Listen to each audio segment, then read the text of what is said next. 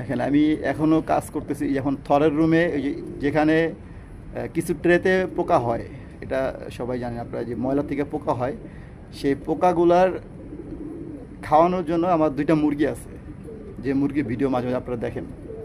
তো ওরা যেটা করতেছে, ওরা হলো ওদের ট্রে নামাই দিয়ে আসছি, ওরা ওইখানে ট্রেটাকে হালকা করতেছে, পোকার কারণে হাঁসরায় হালকা করতেছে, আর আমি এই পাশে দাপ্পির ট্রে পরিষ্কার করতেছি। আমি কিন্তু মজার ব্যাপার, আমি কিন্তু একটা জিনিস ধাপ্পের নিচে ইউজ করি, আপনারা এর আগে পর আমার ভিডিও দেখছেন কিনা জানি না, আমি এই মশারি ইউজ করি ধাপ্পের নিচে। আমার কবুতরের বিষটা কখনোই আমি না ভিজাইলে, আর বৃষ্টি না আসলে কখনো ভিজে না, বাট যদিও ভিজে এটা কিন্তু ভিজে থাকে না, আমার সাথে সাথে আমার এটা পানির নিচ দিয়ে পড়ে যায়। হ্যাঁ, আমার যত ডাস্ট হয় আর কি, ছাদের যত কবুতরের মল্ডিংয়ের যত পালক হয়, এগুলো সব ঝরে পড়ে যায়, এগুলো ভিতরেই থাকে, এগুলো ছাদে আর পড়ে না।